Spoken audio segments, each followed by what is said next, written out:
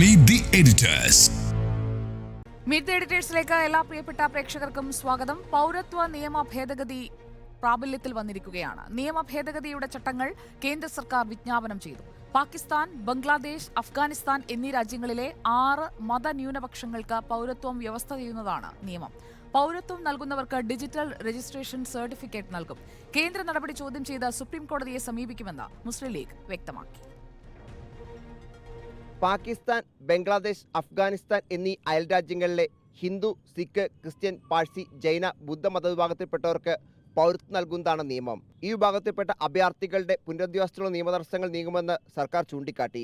വിദ്യാഭ്യാസം നേടാനും വ്യാപാര സ്വാതന്ത്ര്യത്തിനും വസ്തുവകൾ വാങ്ങാനും പൗരത്വം നേടുന്നവർക്ക് അവകാശമുണ്ടാകും. ഇന്ത്യക്കാർക്ക് വേണ്ടിയുള്ളതല്ല നിയമമെന്ന വിശദീകരണവും ഈ സംബന്ധിച്ച് ആഭ്യന്തര മന്ത്രാലയം പുറത്തിറക്കിയ വാർത്താക്കുറിപ്പിലുണ്ട്.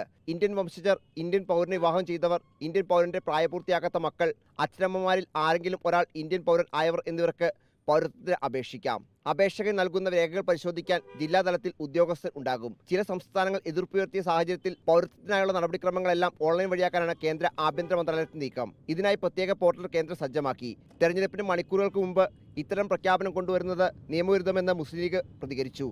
റൂൾസ് ഒന്നും കൊണ്ടുവന്നിട്ടില്ല, നടപ്പാക്കാൻ പോകുന്നില്ല എന്ന് പറഞ്ഞു. അങ്ങനെ പറഞ്ഞ കേന്ദ്ര ഗവൺമെൻറ് തെരഞ്ഞെടുപ്പിൻ്റെ ദിവസങ്ങൾക്ക് മുമ്പ്, മണിക്കൂറുകൾക്ക് മുമ്പ് ഇങ്ങനൊന്ന് കൊണ്ടുവരുന്നത് നിയമവിരുദ്ധമാണ്. പ്രതിഷേധങ്ങൾ കണക്കിലെടുത്ത് ദില്ലിയിൽ അടക്കം കനത്ത സുരക്ഷ ഏർപ്പെടുത്തി. റിപ്പോർട്ടർ, ദില്ലി. ചോദ്യം ഇതാണ്: വിഭജന രാഷ്ട്രീയമോ?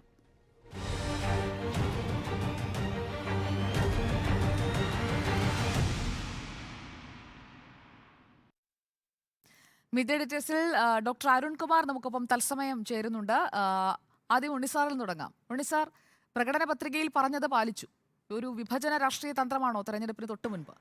നിശ്ചയമായും ഇതൊരു വിഭജന രാഷ്ട്രീയ തന്ത്രം തന്നെയാണ്. നോക്കൂ, ഇപ്പോൾ പൗരത്വ നിയമ ഭേദഗതിക്ക് ഞാനെതിരാണ്. അതിന് കാരണം ആ നിയമത്തിനെതിരായി നിലപാടെടുത്തിരിക്കുന്ന എല്ലാവരും പങ്കുവയ്ക്കുന്ന അഭിപ്രായം തന്നെയാണ് എനിക്കുമുള്ളത്. അത് ഭരണഘടനാ വിരുദ്ധമായ ഒരു നീക്കമായി തന്നെയാണ് ഞാൻ മനസ്സിലാക്കുന്നത്. കാരണം ഇന്ത്യൻ ഭരണഘടന നമ്മുടെ രാഷ്ട്രത്തെ നിർവചിച്ചിരിക്കുന്നത് ഒരു മതേതര ജനാധിപത്യ റിപ്പബ്ലിക് എന്നുള്ള നിലയ്ക്കാണ്. നോക്കൂ, ഇവിടെ ഇപ്പോൾ ഒരു പ്രത്യേക സമുദായത്തെ, ഒരു പ്രത്യേക മതവിഭാഗത്തെ ഒഴിവാക്കി നിർത്തിക്കൊണ്ട് മറ്റു മതവിഭാഗങ്ങൾക്ക് ഇന്ത്യയിൽ പൗരത്വം നൽകും എന്ന് പറയുമ്പോൾ അടിസ്ഥാനപരമായി ഇന്ത്യ ഒരു മതേതര രാഷ്ട്രമാണ് എന്ന ഭരണഘടനാ സങ്കല്പം തന്നെയാണ് അട്ടിമറിക്കപ്പെടുന്നത്. അപ്പോൾ അതുകൊണ്ട് അതൊരു നോൺ സെക്കുലർ പ്രിൻസിപ്പിളാണ്. ആ നോൺ സെക്കുലറായിട്ട് ഈ രാജ്യം മാറുക എന്ന് പറയുന്നത് ശരിയായൊരു കാര്യമല്ല. നമ്മുടെ രാജ്യത്ത് പൗരത്വ നിയമത്തിൻ്റെ മാനദണ്ഡം ഒരിക്കലും മതം ആയിക്കൂടാ എന്ന് വിചാരിക്കുന്ന ഒരാളാണ് ഞാൻ. അത്തരത്തിലൊരു നിയമ ഭേദഗതിയാണ് ഇപ്പോൾ കൊണ്ടുവന്നിരിക്കുന്നത്. നമ്മളതിന് പറയുന്ന ന്യായമെന്ന് പറയുന്നത് പാകിസ്ഥാനിലും അഫ്ഗാനിസ്ഥാനിലും ബംഗ്ലാദേശിലും വലിയ തോതിൽ ഹിന്ദുക്കളും ക്രിസ്ത്യൻസും സിഖുകാരും പാഴ്സികളും ഒക്കെ പീഡിപ്പിക്കപ്പെടുന്നുവെന്നും അതുകൊണ്ട് അവർ ഇന്ത്യയിലേക്ക് വന്നാൽ അവർക്ക് പൗരത്വം നൽകും എന്നുമാണ് പറയുന്നത്. എന്നാൽ ഈ 3 രാജ്യങ്ങൾ മാത്രമാണ് നമ്മൾ തിരഞ്ഞെടുത്തിട്ടുള്ളത് എന്ന് മനസ്സിലാക്കണം. അത് മുസ്ലിം രാജ്യങ്ങളുമാണ്. അതേസമയം ശ്രീലങ്കയിൽ ഹിന്ദുക്കൾ പീഡിപ്പിക്കപ്പെടുന്നുണ്ട്, മ്യാൻമാറിൽ റോഹിംഗ്യൻസ് പീഡിപ്പിക്കപ്പെടുന്നുണ്ട്, ഭൂട്ടാനിൽ ക്രിസ്ത്യാനികൾ പീഡിപ്പിക്കപ്പെടുന്നുണ്ട്. അപ്പോൾ അവരെയൊന്നും നമ്മളിങ്ങോട്ടേക്ക് പൗരത്വം നൽകി സ്വീകരിക്കുന്നില്ല. അപ്പോൾ ആ അർത്ഥത്തിൽ ഒരു എന്താ പറയുക, BJPയുടെ ഒരു രാഷ്ട്രീയ നറേറ്റീവാണ് ഈ നിയമ ഭേദഗതിയിലൂടെ അവർ ജനങ്ങളോട്, ഒരു പ്രത്യേക മതവിഭാഗത്തോട് സംവദിക്കാൻ ശ്രമിക്കുന്നത്. അതായത് മുസ്ലിം ഭരണപ്രദേശങ്ങളിൽ ഹിന്ദുക്കൾ പീഡിപ്പിക്കപ്പെടുന്നു എന്നും അവിടെ മാത്രമാണ് അത്തരത്തിലുള്ള പീഡനങ്ങൾ നിലനിൽക്കുന്നതെന്നുമുള്ള ഒരു നറേറ്റീവ് സൃഷ്ടിക്കുന്നത് വഴി ഹിന്ദുത്വ അജണ്ടയുടെ ഒരു പ്രഘോഷണം തന്നെയാണ്, ഒരു ഉദ്ഘോഷണം തന്നെയാണ് BJP ലക്ഷ്യം വെക്കുന്നത്. അപ്പോൾ അതുകൊണ്ട് ഇത്തരത്തിലുള്ള ഒരു നിയമ ഭേദഗതിയെ ജനാധിപത്യ വിശ്വാസികൾക്ക്, മതേതര വിശ്വാസികൾക്ക് ഒരു കാരണവശാലും പിന്തുണയ്ക്കാൻ കഴിയില്ല. പിന്നെ എന്തുകൊണ്ടാണ് ഇത്തരത്തിലൊരു നീക്കം BJP നടത്തുന്നത്? അത് നമ്മളിപ്പം ശ്രദ്ധിച്ചാൽ അറിയാം. 2019 മുതലുള്ള നരേന്ദ്രമോദി ഭരണത്തിന് കീഴിൽ തുടർച്ചയായി സംഭവിക്കുന്ന കാര്യങ്ങളുണ്ട്. ഇപ്പോൾ ട്രിപ്പിൾ തലാഖിനെതിരായിട്ട് നിയമം കൊണ്ടുവന്നു, അല്ലേ? അയോധ്യ രാമക്ഷേത്രം അതിനനുകൂലമായൊരു വിധി നേടിയെടുത്തു. അയോധ്യയിൽ രാമക്ഷേത്രം ഉദ്ഘാടനം ചെയ്തു. അതിൻ്റെ മുഖ്യ പൂജാരിയായിട്ട് പ്രധാനമന്ത്രി തന്നെ നിന്നു. ഈ പറയുന്ന പാർലമെൻറ്റിൽ ചെങ്കോല് സ്ഥാപിച്ചു. യൂണിഫോം സിവിൽ കോഡ് നടപ്പാക്കാനുള്ള ശ്രമങ്ങൾ ആരംഭിച്ചിരിക്കുന്നു. ഏറ്റവും ഒടുവിൽ ഈ പറയുന്ന പൗരത്വ നിയമ ഭേദഗതി നടപ്പാക്കുമെന്ന് തെരഞ്ഞെടുപ്പിന് തൊട്ടു മുമ്പ് പ്രഖ്യാപിക്കുന്നു. ഇതെല്ലാം തന്നെ ഈ രാജ്യം അഥവാ BJP ഒരു ഹിന്ദു സ്റ്റേറ്റായി ഈ മാറ്റാനുള്ള ശ്രമങ്ങൾ ആരംഭിച്ചിരിക്കുന്നു, അല്ലെങ്കിൽ അഥവാ നടപ്പാക്കിക്കൊണ്ടിരിക്കുന്നു. ആർട്ടിക്കിൾ 370 ഞാൻ വിട്ടുപോയൊരു കാര്യമാണ്. അപ്പോൾ ഇതെല്ലാം നടപ്പാക്കുന്നത് ഒരു ഹിന്ദു സ്റ്റേറ്റായി ഇന്ത്യയുടെ ഭരണാധികാരം അല്ലെങ്കിൽ ഭരണകൂടം പരിണമിച്ചുകൊണ്ടിരിക്കുന്നു എന്നതിൻ്റെ സൂചന തന്നെയാണ്. ഇപ്പോൾ ഈ പൗരത്വ നിയമ ഭേദഗതി ഈ ഘട്ടത്തിൽ കൊണ്ടുവരുന്നത് എന്തിനാണ്? അതിന് ഞാൻ 2-3 കാര്യങ്ങൾ കാണുന്നുണ്ട്. അതുകൂടി പറഞ്ഞുകൊണ്ട് ഈ ഇനിഷ്യൽ കമൻ്റ് അവസാനിപ്പിക്കാം. ഒന്ന്, ഞാൻ വിചാരിക്കുന്നത് ഇപ്പോൾ പൗരത്വ ഭേദഗതി ഇപ്പം വിജ്ഞാപനം കൊണ്ടുവന്നെങ്കിൽ പോലും അത് സുപ്രീം കോടതിയിൽ ചോദ്യം ചെയ്യപ്പെടുമല്ലോ. സ്വാഭാവികമായിട്ടും അതിനൊരുപാട് നടപടിക്രമങ്ങളുണ്ട്.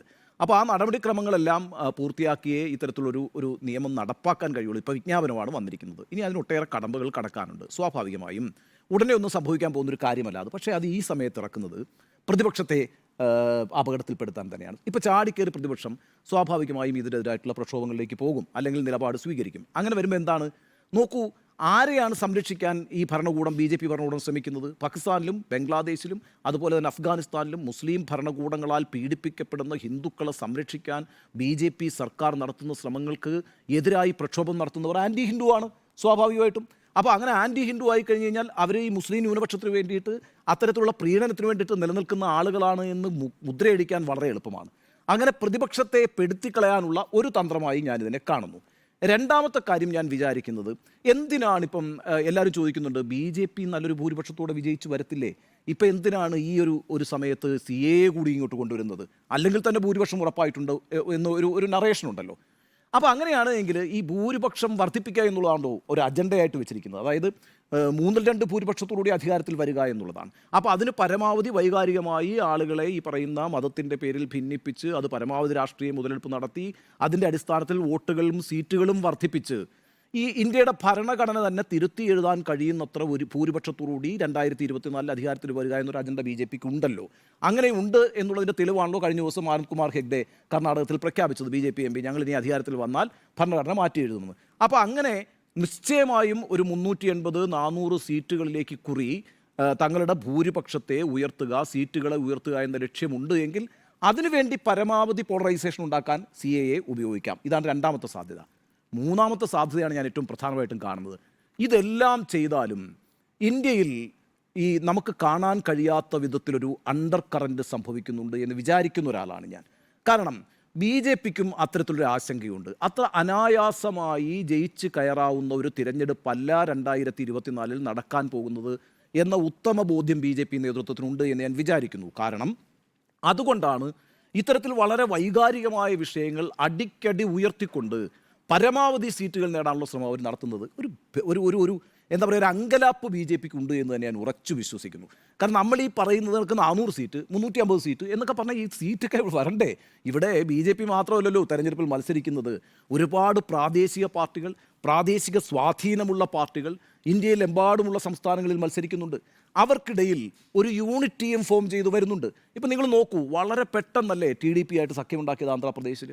അതേപോലെ ഇപ്പോൾ ബിജു ജനതാദളുമായിട്ട് സഖ്യം ഉണ്ടാക്കിയില്ലേ? അപ്പോൾ ഇങ്ങനെ ഓരോ സ്ഥലത്തും എന്തിനാണ് ഈ 400 സീറ്റ് കിട്ടാൻ പോകുന്ന പാർട്ടി ഇത്തരത്തിൽ അങ്കലാപ്പോടുകൂടി ഈ സഖ്യങ്ങളൊക്കെ ഉണ്ടാക്കുന്നത്? അപ്പം നിശ്ചയമായും നമ്മൾ കാണുന്ന വിധത്തിലുള്ള ഒരു വിലയിരുത്തൽ BJP നേതൃത്വത്തിന് ഇല്ല എന്ന് കരുതുന്ന ഒരാളാണ് ഞാൻ. അത്ര അനായാസമായ ഒരു തെരഞ്ഞെടുപ്പായി 2024 അവർ മനസ്സിലാക്കുന്നില്ല.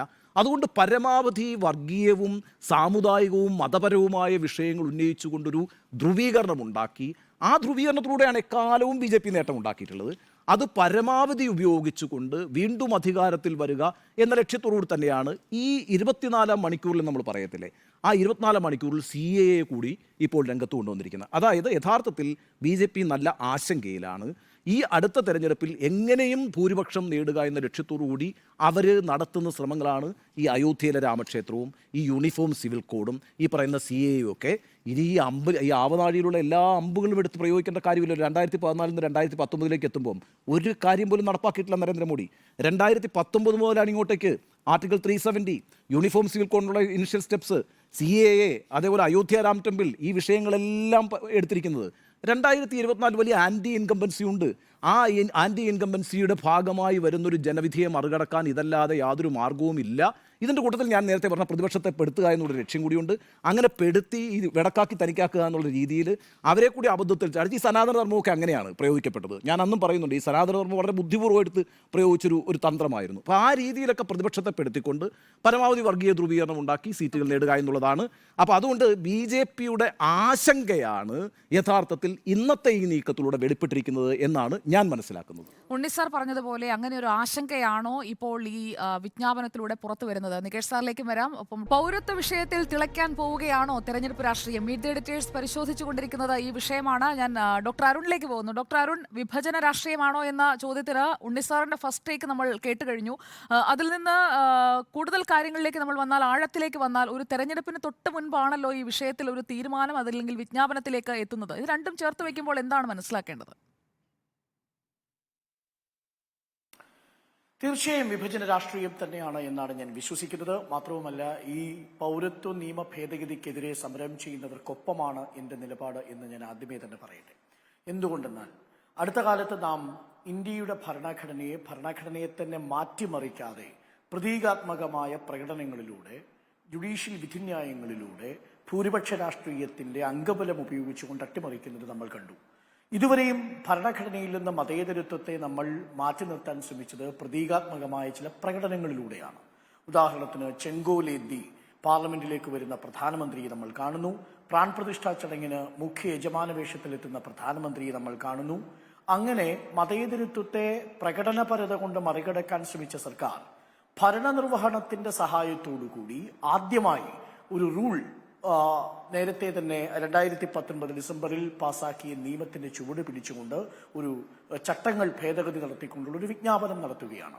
അത് പ്രകടനപരമായിട്ടുള്ള ഈ മതേതരത്വത്തെ മറികടക്കലല്ല, പകരം ഭരണപരമായ രീതിയിൽ ഭരണഘടനയ്ക്കുള്ളിൽ നിന്നുകൊണ്ട് തന്നെ ഈ മതേതരത്വത്തെ റദ്ദു ചെയ്യാനുള്ള ഔദ്യോഗിക നീക്കം എന്നാണ് ഞാൻ ഇതിനെ വിശേഷിപ്പിക്കുന്നത്. എന്തുകൊണ്ടെന്നാൽ നമ്മൾ ഭരണഘടനയുടെ കോൺസ്റ്റിറ്റ്യൂവന്റ് അസംബ്ലി ചർച്ച നടക്കുന്ന ഘട്ടത്തിൽ 1949 ഓഗസ്റ്റ് മാസത്തിലാണ് ഈ പൗരത്വത്തെക്കുറിച്ചുള്ള ചർച്ച നടക്കുന്നത്. ഇന്ത്യൻ ഭരണഘടനയുടെ ആർട്ടിക്കിൾ 5 കുറിച്ചുള്ള ചർച്ച നടക്കുന്നത്.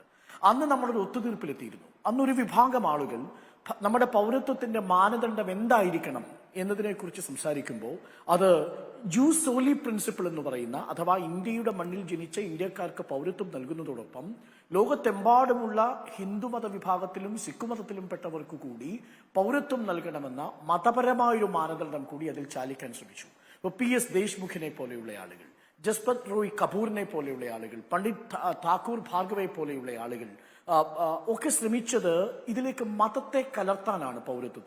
പൗരത്വത്തിൽ മതത്തെ കലരുന്ന നിമിഷം ഭരണഘടനയിൽ നിന്ന് മതേതരത്വം ഇറങ്ങിപ്പോകും. അത് പിന്നീട് ഒരു സെക്യുലർ നേഷൻ ആവില്ല, അതൊരു ഹിന്ദു റിപ്പബ്ലിക്കായി, ഒരു റിലീജിയസ് റിപ്പബ്ലിക്കായിട്ട് മാറും. ഈ അപകടം മണത്തുകൊണ്ടാണ് ഡോക്ടർ BR അംബേദ്കറും ജവഹർലാൽ നെഹ്റുവും അല്ലാടി കൃഷ്ണസ്വാമി അയ്യരും ബ്രജേശ്വർ പ്രസാദും അടക്കമുള്ള ആളുകൾ ഈ PS ദേശ്മുഖിന്റെയൊക്കെ വാദങ്ങളെ നിരാകരിച്ചത്.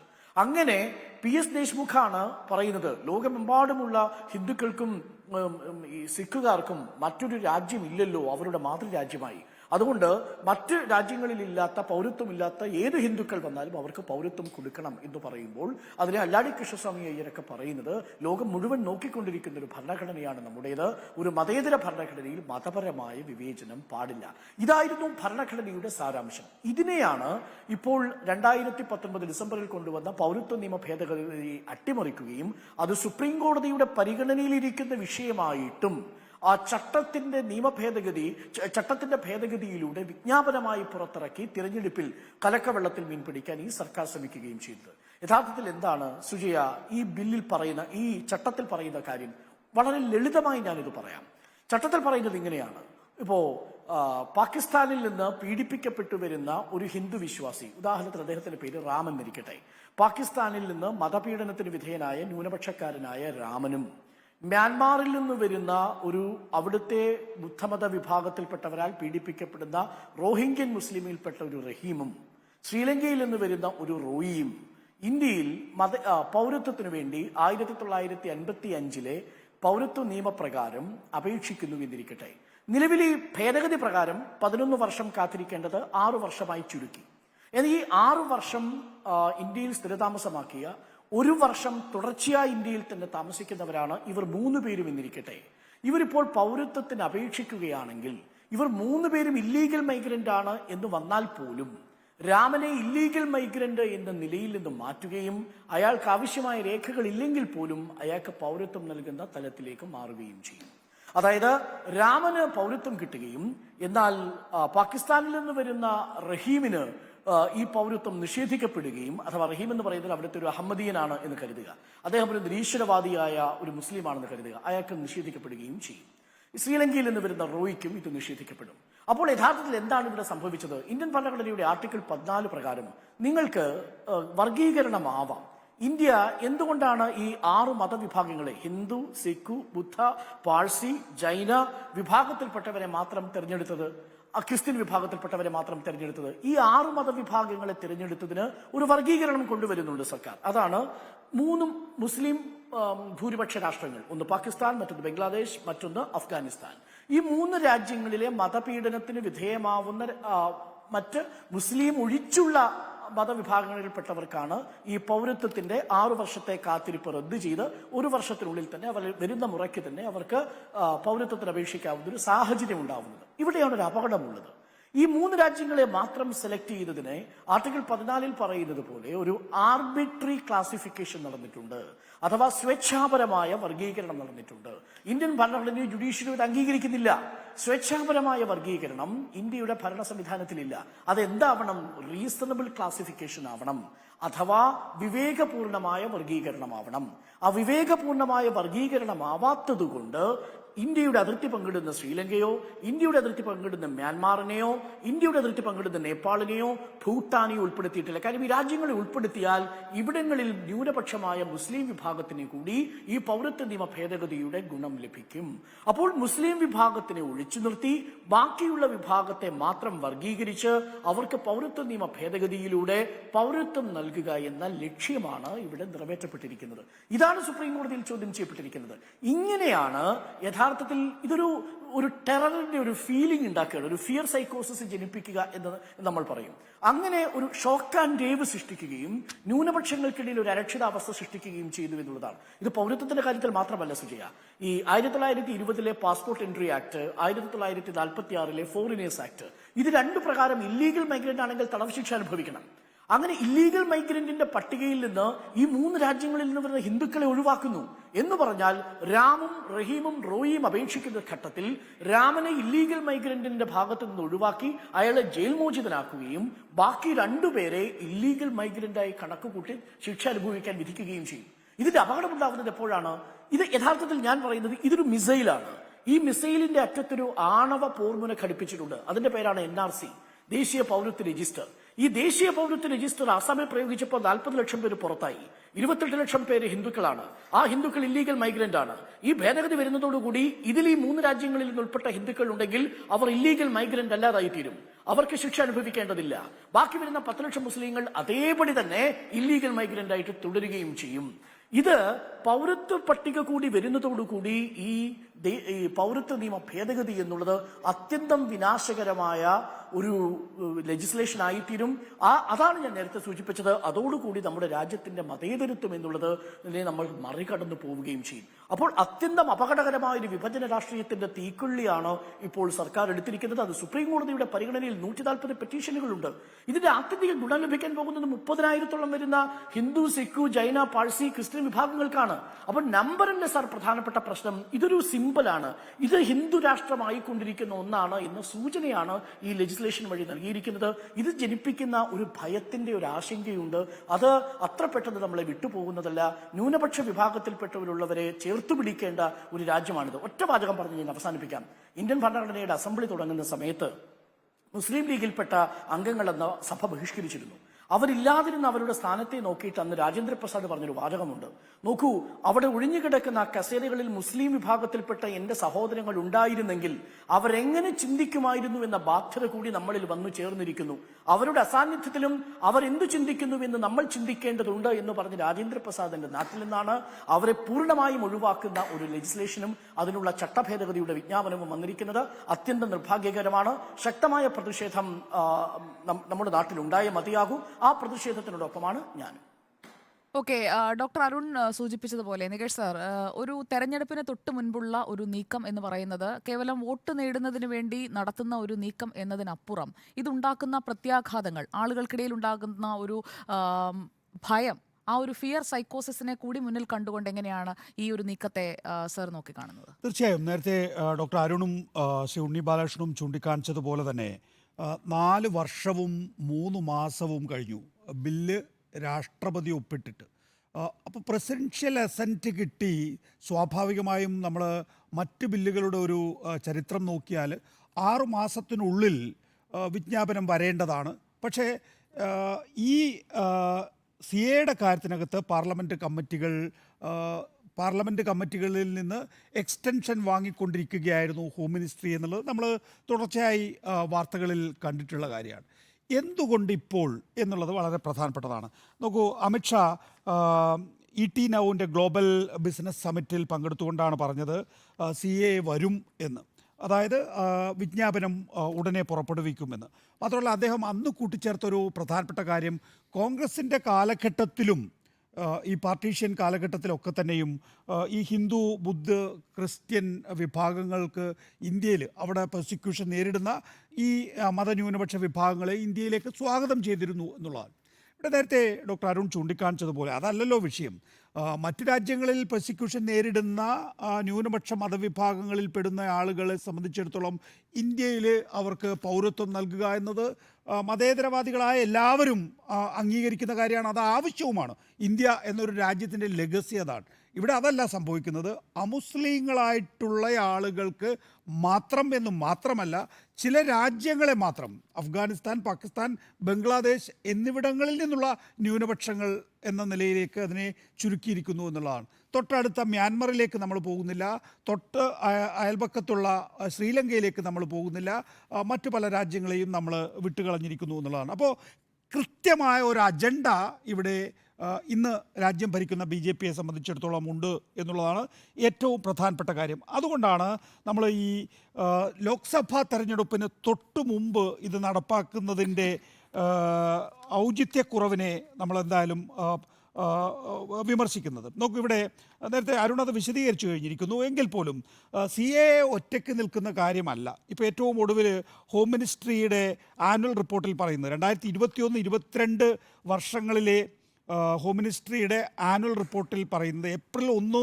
2021 മുതൽ ഡിസംബർ 31, 2021 വരെ 1414 നോൺ മുസ്ലിം മൈനോറിറ്റീസിന് പൗരത്വം നൽകുന്നതിന് വേണ്ടി ജില്ലാ മജിസ്ട്രേറ്റുമാരെ ചുമതലപ്പെടുത്തിയിരിക്കുന്നു. അതിൻ്റെ വിശദാംശങ്ങളാണ് നൽകിയിരിക്കുന്നത്. അതും 9 സംസ്ഥാനങ്ങളിൽ, ഗുജറാത്ത്, രാജസ്ഥാൻ, ഛത്തീസ്ഗഡ്, ഹരിയാന, പഞ്ചാബ്, മധ്യപ്രദേശ്, UP, ദില്ലി, മഹാരാഷ്ട്ര എന്നീ 9 സംസ്ഥാനങ്ങളിൽ നിന്ന്. ഇവിടെ പ്രധാനപ്പെട്ട കാര്യം എന്ന് പറഞ്ഞാൽ ഈ സംസ്ഥാനങ്ങളൊന്നും അല്ല ഈ പ്രശ്നത്തിൽ ഏറ്റവും കൂടുതൽ ബുദ്ധിമുട്ടാൻ പോകുന്ന 2 സംസ്ഥാനങ്ങൾ, ഒന്ന് വെസ്റ്റ് ബംഗാളും 2 അസമുമാണ് എന്നുള്ളതാണ്. അസമിൽ ഇതിനകം തന്നെ NRC ലിസ്റ്റ് ഉണ്ടായി കഴിഞ്ഞിരിക്കുന്നു എന്നുള്ളതാണ്. വെസ്റ്റ് ബംഗാളിലും അതിനുള്ള ശ്രമങ്ങൾ കേന്ദ്ര സർക്കാർ നടത്തിയിരിക്കുന്നു എന്നുള്ളതാണ്. ഈ സംസ്ഥാനങ്ങളിലേക്ക് വന്നു എന്ന് പറഞ്ഞ് പൗരത്വം നിഷേധിക്കപ്പെടുന്ന ആളുകളെ രാജ്യത്തിന് പുറത്താക്കുക NRCയിലൂടെ. അതിന് പകരം അവിടെ നിന്ന് വരുന്ന ഹിന്ദുക്കൾക്ക് മാത്രമായി പൗരത്വം അനുവദിക്കുക എന്ന് പറയുമ്പോൾ ഇവിടെ ഉണ്ണിയും അരുണും ചൂണ്ടിക്കാണിച്ചതുപോലെ തന്നെ ഇത് ഒരു ഹിന്ദുത്വ രാഷ്ട്രത്തിലേക്കുള്ള കൃത്യമായ ചുവടുവയ്പ്പാണ്.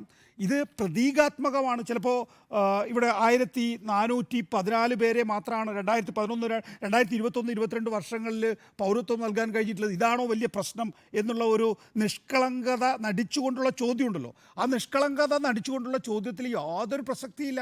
NRCയിലൂടെ മുസ്ലിമിനെ പിടിച്ച് പുറത്താക്കുക, CAAയിലൂടെ ഹിന്ദുക്കളെ അകത്ത് കടത്തുന്നു എന്ന് വരുത്തുക, അതിൽ പോലും ഈ സർക്കാരിന് ആത്മാർത്ഥതയുണ്ട് എന്ന് ഞാൻ കരുതുന്നില്ല.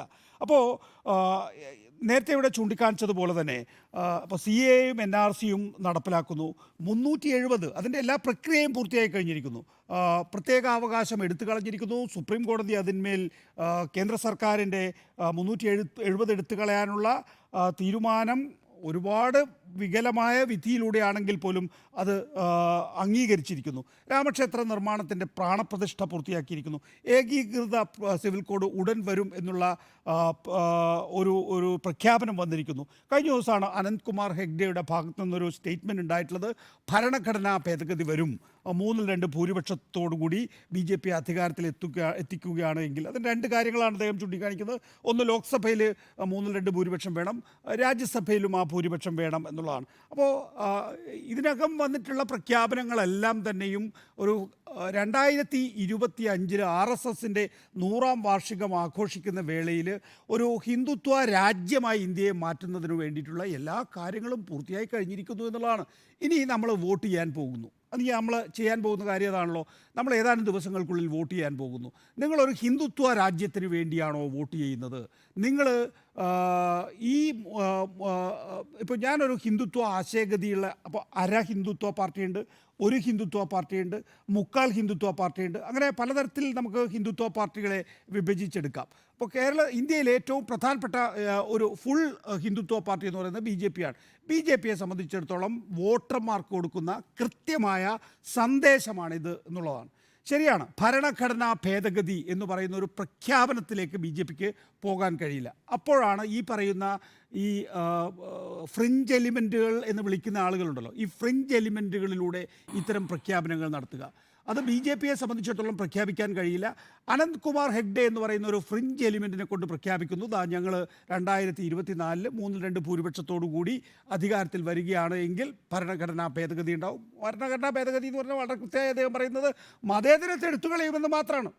അതിനകത്ത് ബാക്കിയുള്ള കാര്യങ്ങളൊക്കെ ഇവർക്ക് നടപ്പാക്കിയെടുക്കാൻ കഴിയും എന്നതെ സംബന്ധിച്ച് ഇതിനകം തന്നെ BJP നടപ്പാക്കിയ ഇതേ ഭരണഘടനയിൽ നിന്നുകൊണ്ട് തന്നെ ഇതൊക്കെ നടപ്പാക്കിയെടുക്കാൻ കഴിയുമെന്നും അത് കോടതിയെ മറികടന്ന് മുന്നോട്ട് പോകാൻ കഴിയുമെന്നും BJP തെളിയിച്ചു കഴിഞ്ഞിട്ടുള്ളതാണ്. അതുകൊണ്ട് അവർക്ക് പുതിയ ഭരണഘടനയും അനുസ്മൃതിയൊന്നും ഇനി ആവശ്യമൊന്നുമില്ല.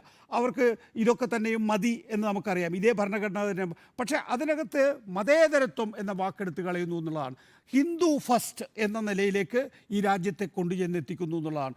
നമുക്കറിയാം, ആദ്യ സർസംഘചാലകുമാർ തന്നെ ഈ കാര്യങ്ങളൊക്കെ വ്യക്തമാക്കി കടലാസിൽ എഴുതി വെച്ചിട്ടുള്ള കാര്യമാണത്. അതായത് ഈ രാജ്യത്ത് ജീവിക്കണമെങ്കിൽ ഹിന്ദുവിനൊരു നിയമവും മറ്റ് മതവിഭാഗങ്ങൾക്ക് വേറൊരു നിയമവും എന്ന്. അതിലൊന്നും ഒരു തരത്തിലും മാറ്റം വരുത്തിയിട്ടില്ല. പക്ഷേ അത് എഴുതിയത് ഏത് കാലഘട്ടത്തിലാണ്? ലോകം മുഴുവൻ വംശീയ വിദ്വേഷത്തിൽ പരസ്പരം ഏറ്റുമുട്ടി ലക്ഷക്കണക്കിന് കോടിക്കണക്കിന് ആളുകൾ മരിക്കുന്ന കാലഘട്ടത്തിലാണ്.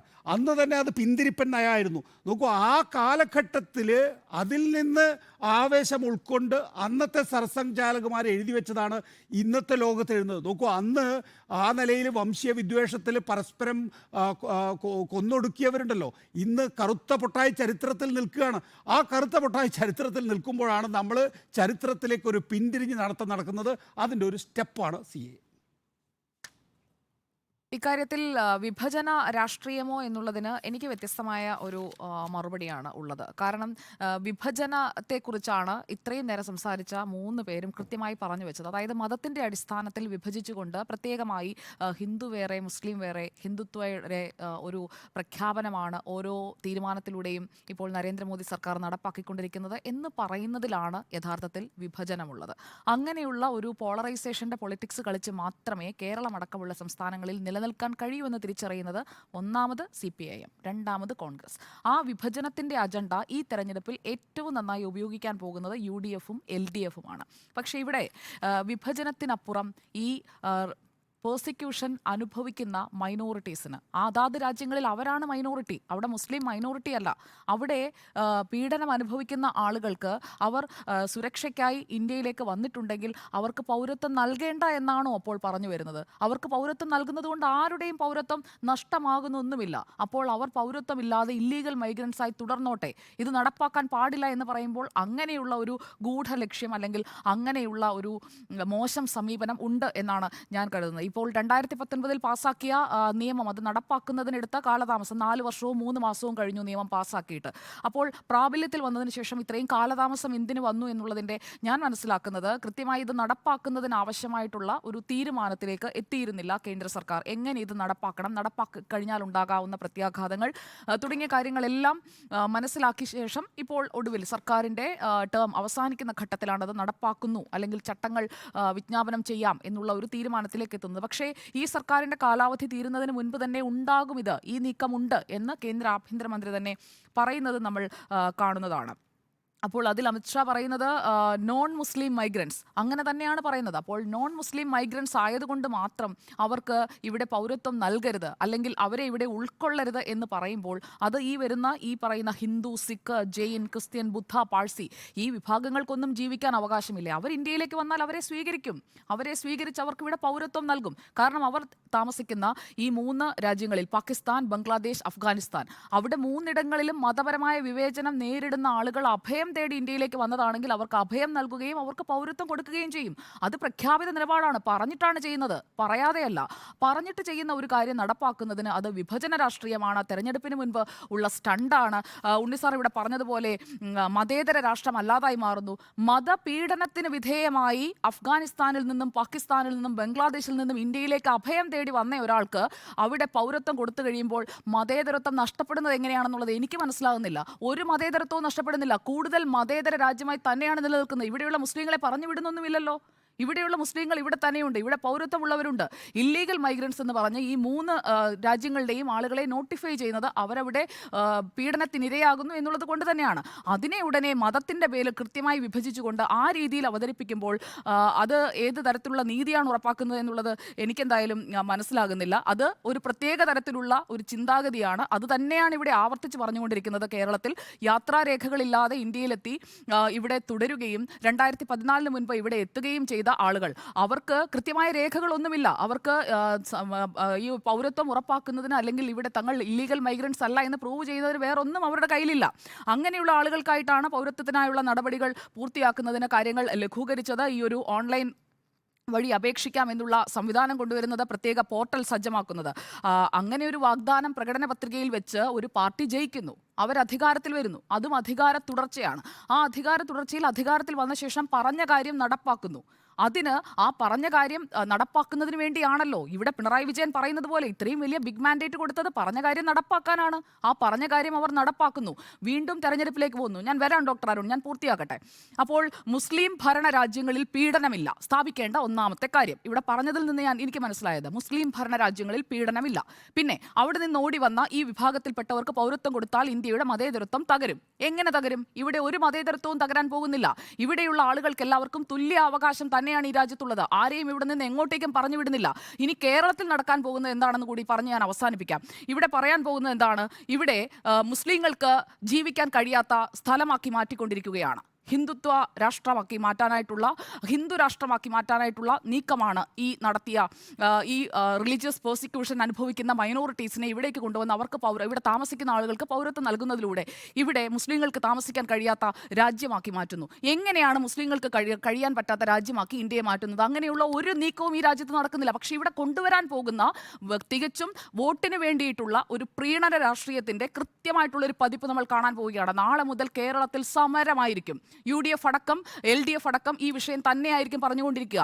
അങ്ങനെ മിസ്ലീഡ് ചെയ്ത് ഇൻസ്റ്റിഗേറ്റ് ചെയ്ത് ആളുകളെ ഇളക്കി വിടുക, അതിനിടയിൽ ആ കലക്കവെള്ളത്തിൽ മീൻ പിടിക്കുക. അതാണ് കേരളത്തിലെ പൊളിറ്റിക്സ്. കേരളം കണ്ടുകൊണ്ടിരിക്കുന്നതും അതാണ്. അപ്പോൾ പേഴ്സിക്യൂഷന് വിധേയരായി വന്നവർക്ക് അവർ മുസ്ലിം രാഷ്ട്രത്തിൽ നിന്ന് വന്നവരാണ്, അവർ മുസ്ലിം ഇതര വിഭാഗങ്ങളിൽപ്പെട്ടവരാണ് എന്നതുകൊണ്ട് പൗരത്വം നൽകാൻ പാടില്ല. അങ്ങനെ ചെയ്താൽ നിങ്ങൾ വിഭജന രാഷ്ട്രീയമാണ് ചെയ്യുന്നത് എന്ന് പറയുന്നതിനകത്ത് ആരുടെയെങ്കിലും പൗരത്വം ഇല്ലാതാകുന്നുണ്ടെങ്കിൽ, അല്ലെങ്കിൽ അവർക്ക് ഇവിടെ ജീവിക്കാൻ കഴിയാത്തൊരവസ്ഥ ഉണ്ടാകുന്നുണ്ടെങ്കിൽ വാദത്തിന് വേണ്ടിയെങ്കിലും സമ്മതിക്കാമായിരുന്നു. ഇല്ലീഗൽ മൈഗ്രൻസ് എന്ന ടാഗിൽ അവരിനിയും തുടരണം എന്നുള്ളതാണ് നിങ്ങൾ ഇതിനെ എതിർക്കുന്നതിലൂടെ പറഞ്ഞു വെക്കുന്നത്. അപ്പോൾ രാമന് പൗരത്വം, റഹീമിന് പൗരത്വമില്ല എന്ന് പറയുന്നതിലൂടെയൊക്കെ കൃത്യമായിട്ട് ആ ഒരു മതത്തിൻ്റെ അടിസ്ഥാനത്തിൽ ആളുകളെ വിഭജിച്ച് അവരെങ്ങനെ ഭിന്നിച്ച് ചിന്തിക്കണം എന്ന് പറയുന്ന ഒരു പൊളിറ്റിക്കൽ മോട്ടീവ് തന്നെയാണുള്ളത്.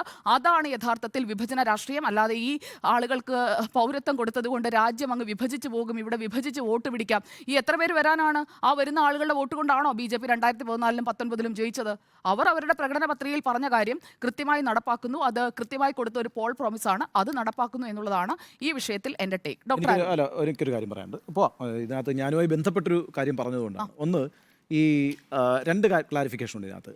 നോക്കൂ, മറ്റു രാജ്യങ്ങളിൽ അത് ഇപ്പം പാകിസ്ഥാൻ എന്നാകണമെന്നില്ല, അതിപ്പോൾ യൂറോപ്പിലെ ഏത് രാജ്യമായാലും മതി, അവിടെ ഏതെങ്കിലും വിഭാഗങ്ങൾ പീഡിപ്പിക്കപ്പെടുകയും അവർക്കൊരു രാഷ്ട്രീയ അഭയം ഇന്ത്യയിലേക്ക് കൊടുക്കണമെന്ന് കരുതുകയും ചെയ്യുകയാണെങ്കിൽ അത് കൊടുക്കുന്നതിനൊന്നും ഒരു തടസ്സവുമില്ല. ആരും അതിനെ എതിർക്കുന്നില്ല. പക്ഷെ ഒരു പർട്ടിക്കുലർ മതത്തിലുള്ള ആളുകൾ ഇങ്ങോട്ട് വരണ്ട എന്ന് പറയുന്നിടത്താണ് വരണ്ട എന്ന് എവിടെ പറഞ്ഞു? ആ നോൺ മുസ്ലിംസ് ആണ്. അല്ല,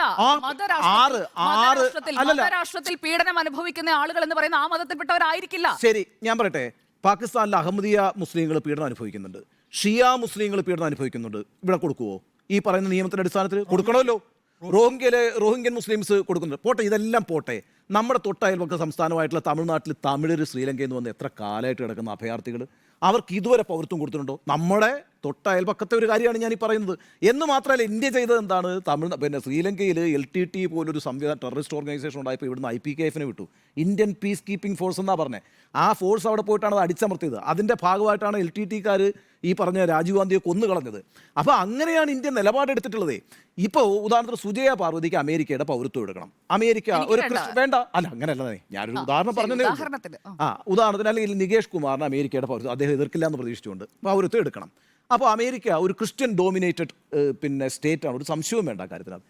അപ്പോൾ അമേരിക്ക പറയുകയാണ് ക്രിസ്ത്യാനികൾക്ക് മാത്രമേ ഞങ്ങൾ പൗരത്വം കൊടുക്കൂ എന്ന് പറഞ്ഞാൽ, അല്ലെങ്കിൽ നോൺ ക്രിസ്ത്യൻസിന് കൊടുക്കില്ല എന്ന് പറഞ്ഞാലുള്ള അവസ്ഥ എന്താണ്? ലോകത്തൊരിടത്തും മതം ആ ഒരു പൗരത്വം നൽകുന്നതിനുള്ള പരിഗണനയായിട്ട് മതപീഡനത്തിന് വിധേയരാകുന്നവർക്ക് കൊടുക്കണം. കൊടുത്തോളൂ, ഒരു കുഴപ്പമില്ല. മതപീഡനത്തിന്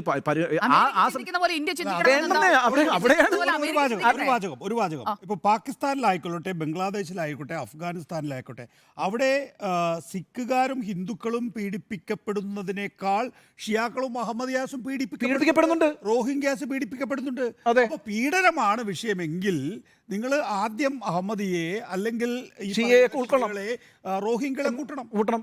അപ്പൊ ആ അർത്ഥത്തിൽ സിഖിനെയും ജൈനനെയും ക്രിസ്ത്യനെയും പ്രാധാന്യം കൊടുത്ത് കൊണ്ടുവന്നു. അല്ല, നമ്മൾ അല്ല അങ്ങനല്ല സുജയ, ഇത് സുജയ വളരെ നിഷ്കളങ്കമായിട്ടല്ല കറക്റ്റ്, അങ്ങനെ മനസ്സിലാക്കുന്നത് നല്ല കാര്യമാണ്. ഞാൻ സുജയുടെ ഈ കാര്യത്തിലുള്ള നിഷ്കളങ്കതയെ അപ്രീഷിയേറ്റ് ചെയ്യുകയാണ്. കാരണം വെച്ചാൽ ഇപ്പോൾ അന്യനാട്ടിൽ പോയി കടന്ന് പീഡനം അനുഭവിക്കുന്ന നമ്മുടെ രാജ്യത്ത് നിന്ന് പോയിട്ടുള്ള നമ്മുടെ പൈതൃകത്തിൽപ്പെട്ട ആളുകളെ തിരിച്ചു കൊണ്ടുവരുന്നതിൽ എന്താ കുഴപ്പം? ഒരു കുഴപ്പമില്ലെന്ന് അവർ വന്നോട്ടെ. അതിന് നമ്മൾ ഒരു നോൺ സെക്കുലറായ പ്രിൻസിപ്പിൾ മുന്നോട്ട് വെക്കരുത്. അത് ഏത് വിഭാഗത്തിൽപ്പെട്ട ആളുകൾ, ഏത് മൈനോറിറ്റിയും പീഡനം അനുഭവിക്കുന്നുണ്ടെങ്കിൽ ലെറ്റ് ദം കം, അവരെ നമ്മൾ അക്കോമഡേറ്റ് ചെയ്യാം. അതൊക്കെ വലിയ ജനാധിപത്യപരമായിട്ടുള്ള ഒരു കാര്യമാണ്. പിന്നെ ഇവിടെ ഒരു കാര്യം കൂടിയാണ് അതിൻ്റെ ഒരു ക്ലാരിഫിക്കേഷൻ വരുന്നതെന്ന് വെച്ചാൽ, ഇപ്പോൾ ഈ പറയുന്ന 4 വർഷമൊക്കെ ഉണ്ടല്ലോ വെച്ചുകൊണ്ടിരുന്നതെന്ന് പറയുന്നത്, ഇതിൻ്റെ ഈ നടത്തിപ്പിന് വേണ്ടിയിട്ടുള്ള ശ്രമങ്ങളും അതിൻ്റെ ആലോചനകളൊന്നും അല്ല. ഇതിനൊക്കെ ഒരു സമയക്രമം BJP കൃത്യമായി നിശ്ചയിച്ചിട്ടുണ്ട്. ആ സമയക്രമത്തിൻ്റെ അടിസ്ഥാനത്തിൽ തന്നെയാണ് ഓരോ കാര്യങ്ങളും നടപ്പാക്കിയിട്ടുള്ളത്. ഇപ്പോൾ ജനുവരിയിലാണ് രാമമന്ദിർ ഉദ്ഘാടനം ചെയ്തത്. എല്ലാ ഈ പറയുന്ന ശങ്കരാചാര്യന്മാരടക്കം പറഞ്ഞല്ലോ ഇത് കൃത്യമായി പണി പൂർത്തിയായിട്ടില്ല, പണി പൂർത്തിയാകാത്തൊരു സ്ഥലത്ത് ഇത്തരം ചടങ്ങുകൾ നടത്തിക്കൂടാ എന്നൊക്കെ പറഞ്ഞിട്ടും അതിനെയൊക്കെ മറികടന്നുകൊണ്ട് എന്തിനാണ് അവിടെ ആ രാമക്ഷേത്രം സ്ഥാപിച്ചത്, അവിടെ ആ പ്രാണപ്രതിഷ്ഠ നടത്തിയത്? അതിനൊരു ടൈമുണ്ട്, ജനുവരിയിൽ അങ്ങനെ ഒരു സമയമുണ്ട്, അവിടെ അത് നടപ്പാക്കുന്നു. ഇപ്പോൾ CAA നടപ്പാക്കുന്നു. ഇങ്ങനെയൊക്കെ ചെയ്താലുള്ള ഗുണം എന്താണെന്നറിയാം? അടിസ്ഥാന പ്രശ്നം എന്താ? ലോക്സഭാ തെരഞ്ഞെടുപ്പിലേക്ക് നമ്മൾ പോകുമ്പം കേരളവും ഇന്ത്യയും ചർച്ച ചെയ്യേണ്ട എന്താ? വിലക്കയറ്റത്തിൻ്റെ സ്ഥിതി എന്താ? തൊഴിലില്ലായ്മയുടെ സ്ഥിതി എന്താ? ഇങ്ങനെ എന്തൊക്കെ പ്രശ്നങ്ങൾ നാട്ടിലുണ്ട്? ആ പ്രശ്നങ്ങൾക്കൊക്കെ അതെല്ലാം മാറ്റിയിട്ട് നമ്മൾ CAA നടപ്പാക്കുന്നു, നമ്മൾ രാമപ്രതിഷ്ഠ നടപ്പാക്കി, നമ്മൾ യൂണിഫോം സിവിൽ കോഡ് നടപ്പാക്കുന്നു, നമ്മൾ ആർട്ടിക്കിൾ 370. ഇതൊക്കെയാണോ അടിസ്ഥാനപരമായി മനുഷ്യൻ്റെ ആവശ്യം? ജമ്മു കാശ്മീരിൽ 370 എടുത്തു കളയുക എന്നുള്ളതാണോ എൻ്റെ ഭക്ഷണത്തിൻ്റെ പ്രശ്നം, അല്ലെങ്കിൽ എൻ്റെ സഹോദരൻ്റെ തൊഴിലില്ലായ്മയുടെ പ്രശ്നം? അല്ല, ആയിക്കോട്ടെ, ഞാൻ പറയുന്നത് ഇതൊന്നുമല്ല യഥാർത്ഥ പ്രശ്നം. ഇപ്പൊ CAA ആണോ അടിയന്തര ആവശ്യം? ഇന്ത്യയുടെ ഒരു അടിയന്തര ആവശ്യമാണ് കാശ്മീരിലെ വെടിവെച്ച ഇല്ല എന്ന് ആഭ്യന്തര വകുപ്പിന് പോലും ക്ലെയിമില്ല. അപ്പൊ ഞാൻ പറഞ്ഞു വരുന്നത് ഇത് അരുണിലേക്ക് നേരത്തെ കണ്ടുകൊണ്ടിരുന്നത് പോലെയുള്ള കല്ലറിയലും വന്നിട്ട് ഇത്രയും കാലേ ആയിട്ടുള്ളൂ. അതുകൊണ്ടാണ് ഈ വെടിവെച്ചകൾ ഇപ്പൊ കേൾക്കുന്നത് എന്ന ക്ലെയിം മാത്രമേ ആഭ്യന്തര വകുപ്പിനുള്ളൂ. പിന്നെ ഒരു കാര്യം കൂടി, അതാണ് ഏറ്റവും പ്രധാനപ്പെട്ട കാര്യം. അത് പറഞ്ഞിട്ട് അരുണിലേക്ക് പോകാം. ഈ ഹിന്ദു സ്റ്റേറ്റ് ആയി കളയും, അങ്ങനെയാണെങ്കിൽ ഇവിടെയൊക്കെ മുസ്ലിങ്ങൾ അരക്ഷിതരാകും. അങ്ങനെയില്ല കേട്ടോ. അതായത് ഒരു സ്റ്റേറ്റ് ഹിന്ദു സ്റ്റേറ്റ് ആയിരിക്കുമ്പോൾ തന്നെ മറ്റു മതവിഭാഗങ്ങൾക്ക് ഇവിടെ ജീവിക്കാം, ക്രിസ്ത്യാനികൾക്ക് ജീവിക്കാം, മുസ്ലിങ്ങൾക്ക് ജീവിക്കാം, ഒരു പ്രശ്നമില്ല. പക്ഷേ ഹിന്ദു സ്റ്റേറ്റിന്റെ നിയമങ്ങൾക്കനുസരിച്ചായിരിക്കണം അവരിവിടെ ജീവിക്കണം. അതാണ് പ്രശ്നം. അതാണ് പ്രശ്നം. അല്ലാതെ പരിവാറിന്റെ ആർട്ടിക്കിളുകളിൽ അതാണ് ഉള്ളതും. അതായത് നിങ്ങൾ ഹിന്ദു ആണ് എങ്കിൽ നിങ്ങൾക്കൊരു നിയമം, മുസ്ലിം ആണെങ്കിൽ അല്ലെങ്കിൽ മറ്റു മതന്യൂനപക്ഷങ്ങളാണ് എങ്കിൽ നിങ്ങൾക്ക് വേറൊരു നിയമം എന്നുള്ളതല്ല. അങ്ങനെ ഹിന്ദു ഫസ്റ്റ് എന്ന അടിസ്ഥാനത്തിൽ മാത്രം ഈ രാജ്യം മുന്നോട്ട് പോയാൽ മതി എന്നാണ് RSS പറയുന്നത്. ഇപ്പൊ ഇന്ത്യയിലെ തന്നെ ആദ്യത്തെ ഹിന്ദു സ്റ്റേറ്റ് എന്ന് നമുക്ക് പറയാവുന്ന ഒരു സംസ്ഥാനമാണ് ഗുജറാത്ത്. ഗുജറാത്തിൽ മുസ്ലിങ്ങൾക്ക് എന്താ പ്രശ്നം? മുസ്ലിങ്ങൾ അവിടെ ജീവിക്കുന്നില്ലേ? ക്രിസ്ത്യാനികൾ അവിടെ വ്യവസായം നടത്തുന്നില്ലേ? ഒരു പ്രശ്നവുമില്ല. നിങ്ങളുടെ സ്റ്റേറ്റ് ഹിന്ദു ആണോ, ക്രിസ്ത്യൻ ആണോ, മുസ്ലിം ആണോ? ഇവിടെ ഇപ്പം നമ്മൾ തന്നെ പറഞ്ഞുകൊണ്ടിരിക്കുന്നത് മുസ്ലിം സ്റ്റേറ്റിൽ അവിടെ പോയിട്ട് ആളുകൾ ജീവിക്കുന്നില്ലേ? ഇപ്പം നമ്മൾ അവിടെ നിന്നാണല്ലോ ആളുകൾ രക്ഷപ്പെടുത്തി കൊണ്ടുവരാൻ പോകുന്നത്. സിഖുകാരെയും പാഴ്സികളെയും പിന്നെ ബുദ്ധിസ്റ്റുകളെയും ജൈനമാരെയൊക്കെ നമ്മൾ ഇങ്ങോട്ട് രക്ഷപ്പെടുത്തി കൊണ്ടുവരാൻ പോകുന്നല്ലേ? അല്ല, ഇവിടെ പ്രശ്നം എന്ന് പറയുന്നത് അങ്ങനെ ജീവിക്കുകയോ ഇല്ലയോ എന്നുള്ളതല്ല. ഇത് ഒരു മതേതര രാജ്യമാണ്. ആ മതേതര രാജ്യത്തിന്റെ അടിത്തറ ഇളക്കുക എന്നുള്ളതാണ് 2025 RSSന്റെ 100 വർഷത്തിലേക്ക് കടക്കുന്ന ഘട്ടത്തിൽ 2024-25 കാലഘട്ടത്തിൽ ചെയ്യാൻ പോകുന്നത്. ഇത് നമ്മൾ പല ഘട്ടങ്ങളിലും ചർച്ചയിൽ വ്യക്തമാക്കിയിട്ടുള്ളതാണ്. ഇപ്പോൾ ഞാൻ നേരത്തെ ലിസ്റ്റ് ചെയ്തിട്ടുള്ള കാര്യങ്ങളെല്ലാം തന്നെയും അരുണിലേക്ക് പോകേണ്ടതുണ്ട്. ഞാൻ നേരത്തെ ലിസ്റ്റ് ചെയ്തിട്ടുള്ള കാര്യങ്ങളെല്ലാം തന്നെയും CAയും NRC ഒന്നിച്ചാണ്. അത് നേരത്തെ സുജി അത് വളരെ ബോധപൂർവം ഒമിറ്റ് ചെയ്യുകയാണ് ചെയ്തത്.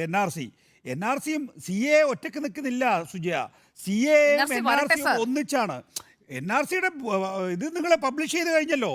NRC ഏതാണ്ട് 40 ലക്ഷത്തിലധികം പേരെ ഇന്ത്യയിൽ നിന്ന് പുറത്താക്കാൻ തീരുമാനം എടുത്തു കഴിഞ്ഞല്ലോ. അവരടക്കം വോട്ട് ചെയ്തിട്ടാണ് ഈ നരേന്ദ്രമോദി ഇവിടെ അധികാരത്തിലിരിക്കുന്നതെന്ന് ചൂണ്ടിക്കാണിച്ചിട്ടുള്ളത് വെസ്റ്റ് ബംഗാളിലെ മുഖ്യമന്ത്രി മമതാ ബാനർജിയാണ്. അപ്പോൾ അവരുടെ വോട്ട് കൊണ്ട് ജയിച്ച ഭരണാധികാരി അവർ പൗരന്മാരല്ല എന്ന് പറഞ്ഞ് അവരെ പുറത്താക്കാൻ പോവുകയാണ്. അവരുടെ അടുത്ത് പറഞ്ഞിരിക്കുന്നത് എത്ര വർഷത്തേന്നറിയോ? 40 വർഷത്തെ ഡോക്യുമെൻറ്റ്സ് ആണ് അവരോട് ചോദിച്ചിരിക്കുന്നത്.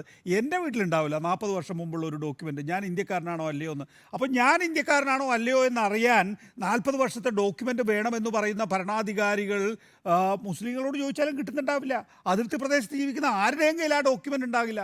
അപ്പോൾ ഈ പറയുന്ന ഹിന്ദുക്കളായിട്ടുള്ള ആളുകൾക്ക് മുഴുവൻ പൗരത്വം കിട്ടുകയോ അല്ലെങ്കിൽ അവരെ കൺവേർട്ട് ചെയ്യുന്ന രീതിയിലേക്ക് കാര്യങ്ങൾ എത്തിക്കുകയോ ചെയ്യുക എന്ന് പറയുന്ന അതിഗുരുതരമായിട്ടുള്ള സാഹചര്യം, നമ്മുടെ ഫൗണ്ടേഷൻ തകർക്കുന്ന സാഹചര്യം.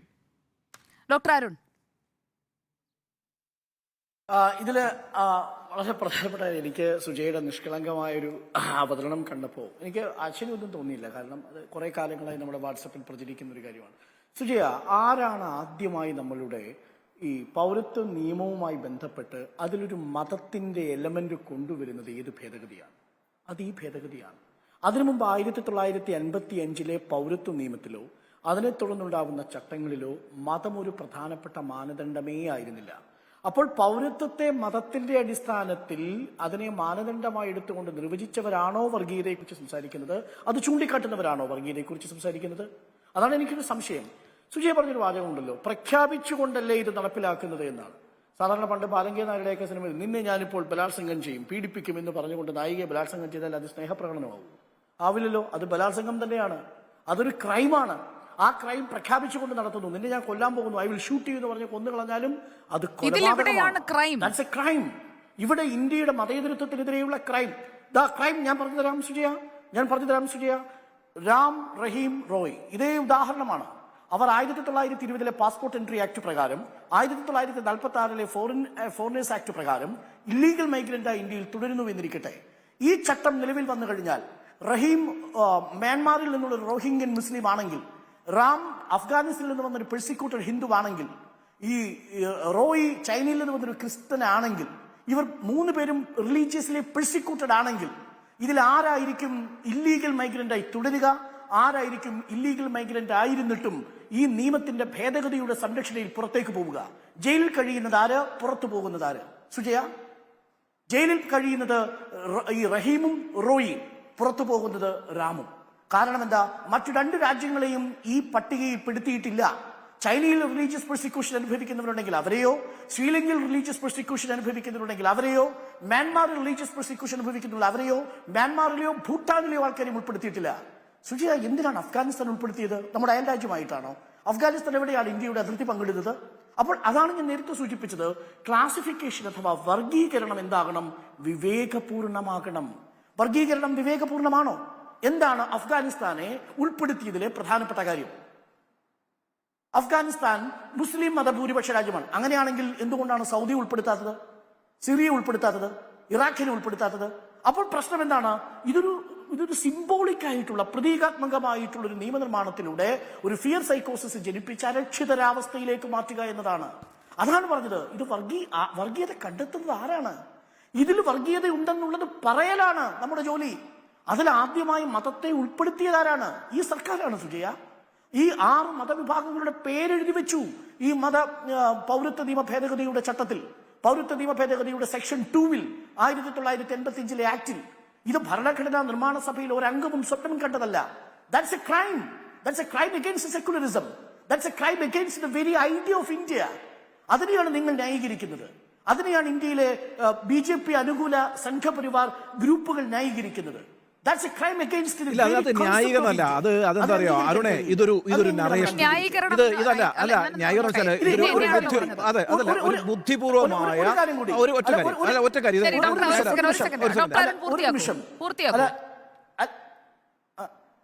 അതായത് ശ്രീ ബാലകൃഷ്ണൻ അറിയാതെ പറഞ്ഞു പോയതാണ് എന്നാണ് ഞാൻ കരുതുന്നത്. നമ്മുടെ പൈതൃകത്തിൽപ്പെട്ടവരെ തിരിച്ചു കൊണ്ടുവരണം എന്നൊരു വാക്ക് നേരത്തെ ഞാൻ കേട്ടു. അതല്ല, അത് ഞാൻ പറഞ്ഞത് അവരുടെ പറച്ചിൽ അങ്ങനെയാണ്. നമ്മുടെ പൈതൃകത്തിലുള്ളവരെ തിരിച്ചു കൊണ്ടുവരിക. അത് പൈതൃകമല്ല, അവരുടെ പറച്ചിൽ. കറക്റ്റ്. അപ്പം നമ്മുടെ പൈതൃകത്തിൽപ്പെട്ടവരേ അല്ല എന്നതാണ്. നമ്മുടെ പൈതൃകത്തിൽ എല്ലാവരും ഉണ്ട്. ആഫ്രിക്കയിൽ ഒരു കുഞ്ഞിന് കൈ വേദനിക്കുമ്പോൾ അത് എന്റെ ഹൃദയം തുടിക്കുന്നുണ്ടെങ്കിൽ അവനും നമ്മുടെ പൈതൃകത്തിന്റെ ഭാഗമാണ്. കാര്യം ഇന്ത്യ പ്രതിനിധാനം ചെയ്യുന്ന ഇന്ത്യയുടെ ആശയം എന്ന് പറയുന്നത് തന്നെ ലോകത്തെവിടെ പീഡിപ്പിക്കപ്പെടുന്ന മനുഷ്യരുണ്ടെങ്കിലും അവരുടെ അഭയസ്ഥാനമാകണം ഈ രാജ്യം. അതിന് മതം ഒരു തടസ്സമാകരുത്. That's my policy. That's the policy of my country. നമുക്ക് ഇതിന്റെ ഒരു അവസാന വശം എന്ന് പറയുന്നത് കേരള അടക്കമുള്ള സംസ്ഥാനങ്ങൾ, കേരളവും ഒരു പരിധിവരെ വെസ്റ്റ് ബംഗാളും CAA നടപ്പാക്കില്ല എന്ന് പറഞ്ഞിരുന്നു. പക്ഷേ ഇതിപ്പോൾ ഓൺലൈനിലൂടെ മാത്രമാണ്. നിങ്ങൾക്ക് ഒരു മജിസ്ട്രേറ്റിൻ്റെ മുമ്പാകെ ചെന്നിട്ട് നിങ്ങൾക്കൊരു ഹാർഡ് കോപ്പി കൊടുത്തുകൊണ്ട് പൗരത്വം നേടാൻ കഴിയില്ല. ഇതിനൊരു പോർട്ടൽ തുറക്കുകയും ആ പോർട്ടലിലൂടെ അപ്ലൈ ചെയ്യണം. ഞാനിപ്പോൾ ഒരു പെർസിക്യൂഷൻ നേരിടുന്ന പാകിസ്ഥാനി ഹിന്ദു ആണ് എങ്കിൽ എന്നെ സംബന്ധിച്ചിടത്തോളം ഒരു മജിസ്ട്രേറ്റിൻ്റെ മുമ്പിലേക്ക് പോകേണ്ടതില്ല.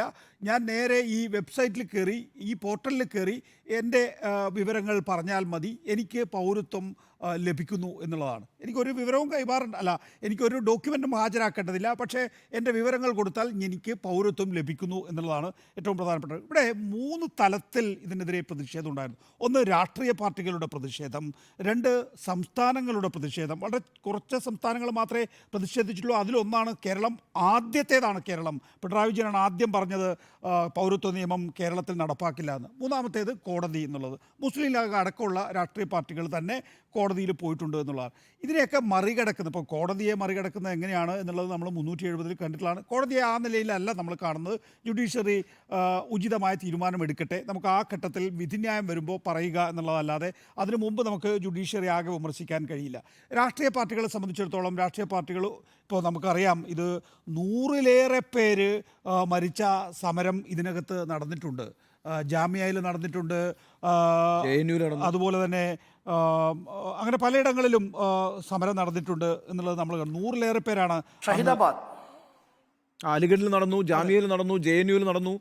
100-ലേറെ പേര് മരിച്ചു. അതെ, 100-ലേറെ പേര് മരിച്ചിട്ടുണ്ട്. അപ്പോൾ അങ്ങനെ സമരം നടന്ന ഇടത്താണ് കോവിഡ് വന്നുകൊണ്ടാണ്. അതെ, ജാമ്യയിലും ഷഹീൻബാഗിലും. ഞാൻ പേര് മറന്നുപോയത് ഷഹീൻബാഗിലാണല്ലോ ഇതിൻ്റെ ഒരു കേന്ദ്രം എന്ന് പറയുന്നത്. പ്രത്യേകിച്ച് മലയാളികളായിട്ടുള്ള കുട്ടികളടക്കം സമരം ചെയ്തിട്ടുള്ളത് ഷഹീൻബാഗാണ്. അപ്പോൾ രാഷ്ട്രീയ പാർട്ടികൾ ഇക്കാര്യത്തിൽ പ്രതിഷേധം ഉയർത്തിയിട്ടുണ്ട്. അവരുടെ പ്രതിഷേധം ചിലതിൽ ഈ പറഞ്ഞ പോലെ പ്രത്യക്ഷ സമരത്തിൽ അവരിറങ്ങിയിട്ടുണ്ട്, ചിലതിൽ വളരെ പരോക്ഷമായി നിന്നു, ചിലർ പിന്തുണയ്ക്കുകയൊക്കെ ചെയ്തിരിക്കുന്നു എന്നുള്ള. അപ്പോൾ ഈ 3 കാര്യത്തിനകത്ത് സ്റ്റേറ്റിൻ്റെ പ്രതിരോധമാണ് ഏറ്റവും കടുത്ത പ്രതിരോധം എന്ന് പറയുന്നത്. ഇവിടെ നിന്ന് ഒരാൾക്ക് ഈ നിലയിൽ പൗരത്വം എന്ന് വെച്ചാൽ മതത്തിൻ്റെ അടിസ്ഥാനത്തിൽ പൗരത്വം കിട്ടില്ല. അതിപ്പോൾ വെസ്റ്റ് ബംഗാൾ മുഖ്യമന്ത്രി പറയുമ്പോൾ അതിൻ്റെ ആഘാതം വളരെ വലുതാണ്. കാരണം അവിടെ നിന്നാണ്, കാരണം ബംഗ്ലാദേശിൽ നിന്ന് കൂടുതൽ പേര് വരുന്നുണ്ട്. അപ്പോൾ അവിടെ NRC നടപ്പാക്കുകയും അവിടെ CAA മുന്നോട്ട് കൊണ്ടുപോവുകയും ചെയ്തു കഴിഞ്ഞാൽ മുസ്ലിങ്ങളായിട്ടുള്ള ആളുകളെ മുഴുവൻ പുറത്തേക്ക് അയക്കാൻ കഴിയും. ഹിന്ദുക്കൾ അല്ലെങ്കിൽ മറ്റ് മൈനോറിറ്റി വിഭാഗങ്ങൾക്ക് പൗരത്വം നൽകാൻ കഴിയും. അങ്ങനെ ഒരു നിങ്ങളുടെ സ്ഥാനം എന്താണ് എന്നുള്ളതാണ്. നിങ്ങൾ മുസ്ലിം ആണെങ്കിൽ നിങ്ങൾ പുറത്ത്, നിങ്ങൾ അമുസ്ലിം ആണ് എങ്കിൽ നിങ്ങൾ അകത്ത്. ഈ ഒരു സന്ദേശം കൃത്യമായി കൊടുക്കാൻ കഴിയാണ്. അവിടെ സ്റ്റേറ്റിൻ്റെ റോളാണ് യഥാർത്ഥത്തിൽ ഈ ചട്ടത്തിലൂടെ ഇല്ലാതാക്കിയിരിക്കുന്നത്. അതുകൊണ്ട് തന്നെ മമതാ ബാനർജി പറഞ്ഞിരിക്കുന്നത് ചട്ടം കണ്ടിട്ടില്ല, ഞാൻ കാണട്ടെ എന്നിട്ട് തീരുമാനിക്കുക എന്നുള്ളതാണ്. കേരളം ഇതിനകത്ത് വളരെ ഇൻസിഗ്നിഫിക്കൻ്റ് ആയിട്ടുള്ളൊരു സ്റ്റേറ്റാണ്. പക്ഷേ ബംഗാൾ അല്ലെങ്കിൽ അസം പോലുള്ള സംസ്ഥാനങ്ങൾ സിഗ്നിഫിക്കൻ്റ് ആയിട്ടുള്ള സ്റ്റേറ്റാണ്. അവർക്ക് റോൾ ഇല്ലാതാക്കുന്നതിൽ കൂടി ശ്രദ്ധിച്ചിട്ടുണ്ട് എന്നുള്ളതാണ്. അതുകൊണ്ട് കോടതിയെ നമുക്ക് എങ്ങനെ ഇക്കാര്യത്തിൽ വരുമെന്ന് പറയാനാവില്ല. സ്റ്റേറ്റ്സിലായിരുന്നു പിന്നെ നമുക്ക് വിശ്വാസം, പ്രത്യേകിച്ച് പ്രതിപക്ഷ പാർട്ടികൾ ഭരിക്കുന്ന സംസ്ഥാനങ്ങൾ എന്നുള്ള നിലയിൽ അവരിലായിരുന്നു വിശ്വാസം. അവരെ മറികടക്കാൻ കഴിയുന്ന വിധത്തിലാണ് ഈ ചട്ടം തയ്യാറാക്കിയിരിക്കുന്നത്. രാഷ്ട്രീയ പാർട്ടികൾ സ്വാഭാവികമായിട്ടും ഇത് തെരഞ്ഞെടുപ്പിൽ ഉപയോഗിക്കും. അതിൻ്റെ ദോഷവും നല്ല വശങ്ങളും എന്താണെന്നുള്ള കാര്യം തെരഞ്ഞെടുപ്പിൽ ഉന്നയിക്കപ്പെടുന്നതിലൂടെ എന്താണെന്നുള്ള കാര്യം നമുക്ക് റിസൾട്ട് വരുമ്പോൾ അറിയാം. ഓക്കെ, കൂട്ടിച്ചേർക്കാനൊന്നും ഇല്ലെങ്കിൽ നമുക്ക് ഈ വിഷയം അവസാനിപ്പിക്കാം. ഇതിൽ അവസാനമായി എനിക്ക് പറയാനുള്ളത്, പ്രോസിക്യൂട്ടറായിട്ടുള്ള ആളുകൾ അത് എവിടെയായാലും, അത് മുസ്ലിം ആയാലും നോൺ മുസ്ലിം ആയാലും എനി റിലിജിയൻ ആരായാലും അവർക്കൊരു സ്പെഷ്യൽ ട്രീറ്റ്മെന്റ് കൊടുക്കുന്നതിന് ഒരു വിഭജനം ഞാൻ തർക്കമില്ലല്ലോ. കാണുന്നില്ല. നമുക്ക് ആർക്കും ആ, അഭിപ്രായ അത് വ്യത്യാസമില്ല. അങ്ങനെ ഒരു തർക്കം. അതിന് മതം ഒരു മാനദണ്ഡമായി വെക്കുന്നത്. അതെ. അതാണ് ആഫ്രിക്കയിൽ നിന്നുള്ള ആളുകൾക്കും കൊടുക്കണം. ഓക്കെ, നമുക്ക് വിഭവങ്ങൾ ഉണ്ടെങ്കിൽ ഇന്ത്യയിലേക്ക് അഭയം തേടി വരുന്ന എല്ലാവരെയും സ്വീകരിക്കുന്ന ഒരു പാരമ്പര്യം ഉണ്ണിസാർ നേരത്തെ പറഞ്ഞ തെറ്റായിട്ടാണ് എന്ന് പിന്നീട് പറയേണ്ടി വന്നാലും ഇന്ത്യക്ക് ഒരു തെറ്റായിട്ടൊന്നല്ല. പൈതൃകമുണ്ട്. അങ്ങനെയാണ് narrative. എല്ലാവരെയും അല്ല, ആ പൈതൃകം എന്ന് പറയുന്നത് ആ പൈതൃകം എന്ന് പറയുന്നത് ആ പൈതൃകം തന്നെ വാക്കായ ഇൻക്ലൂസീവ് ആണ്. അതല്ല. അല്ല, അങ്ങനെ പറഞ്ഞുകൊണ്ടിരിക്കാതെ ഒരു കാര്യം പറഞ്ഞ അവസാനിച്ചാൽ എനിക്കൊരു കാര്യം പറയാൻ പറ്റും. അതായത് ആ പൈതൃകം എന്ന് പറയുന്നത് ഹിന്ദുക്കളുടെ പൈതൃകമാണ് എന്ന് വിചാരിക്കുന്ന ഒരു പാർട്ടിയാണ്. അതുകൊണ്ടാണ് അവർ മുസ്ലിങ്ങൾ ഇങ്ങോട്ട് വരണ്ട എന്ന് പറയുന്നതേ. ഇപ്പൊ നമ്മൾ പറഞ്ഞ എന്താ, ഇന്ത്യയുടെ പാരമ്പര്യം എന്താ, എല്ലാവരെയും ഉൾക്കൊള്ളുന്നതാണ് ഇന്ത്യയുടെ പാരമ്പര്യമെങ്കിൽ നിങ്ങൾ മതം ഒരു മാനദണ്ഡമായി വെക്കരുത്. നിങ്ങൾ മറ്റൊരു രാജ്യത്ത് പീഡിപ്പിക്കപ്പെടുന്നുണ്ട് എങ്കിൽ അല്ല, അത് പാടില്ലല്ലോ. കാരണം നമ്മൾ മതേതരമായ രാജ്യമല്ല. മതം മാനദണ്ഡമാണെന്നേ. ഒരു മുസ്ലിം ഇങ്ങോട്ട് വരാൻ പറ്റില്ല. അങ്ങനെയാണ്. അതാണ് ഞാൻ പറഞ്ഞത്. അങ്ങനെയാണ് അഹമ്മദിയ മുസ്ലിങ്ങളും ഷിയ മുസ്ലിങ്ങളും അതേപോലെ തന്നെ ശ്രീലങ്കയിലെ ഹിന്ദുക്കളും മ്യാൻമാറിലെ റോഹിംഗ്യൻ മുസ്ലിങ്ങളും ഭൂട്ടാനിലെ ക്രിസ്ത്യാനികളും ഒക്കെ ഈ പറയുന്ന പെർസിക്യൂഷൻ അനുഭവിക്കുന്നുണ്ട്. അവരെല്ലാവരും വരട്ടെ. മാത്രമല്ലെന്ന് ലോകത്ത് പെർസിക്യൂഷൻ എന്ന വാക്കിന്റെ ഏറ്റവും ആഘാതം അനുഭവിക്കുന്ന വിഭാഗമാണ് ഈ അഹമ്മദിയ, ഷിയ, റോഹിംഗ്യ വിഭാഗങ്ങൾ ലോകത്ത്. അതോടൊപ്പം ഇവരും, അതായത് ഹിന്ദു, സിഖ്, ജെയിൻ, ക്രിസ്ത്യൻ, ബുദ്ധ, പാഴ്സി, ഇവരും അങ്ങനെ അനുഭവിക്കുന്നുണ്ടെങ്കിൽ അവർക്കും നീതി നടപ്പാക്കണം എന്നുള്ളതാണ് ഇക്കാര്യത്തിൽ എനിക്ക് പറയാനുള്ളത്. ചോദ്യം വിഭജന രാഷ്ട്രീയമോ എന്നതായിരുന്നു. ചോദ്യത്തിന്റെ ഉത്തരത്തിലേക്ക് വന്നു കഴിഞ്ഞാൽ യെസ് എന്ന് 3 പേർ, ഡോക്ടർ അരുൺ, നികേഷ് സാർ, ഉണ്ണി സാർ 3 പേരും യെസ് എന്നാണ് പറഞ്ഞിരിക്കുന്നത്. ഇതിൽ വിഭജന രാഷ്ട്രീയം ഇല്ല എന്നതാണ് എന്റെ ടേക്ക്.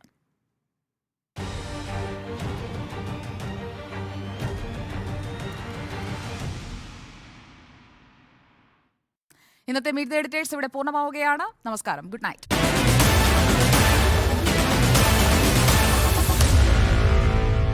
Meet the editors.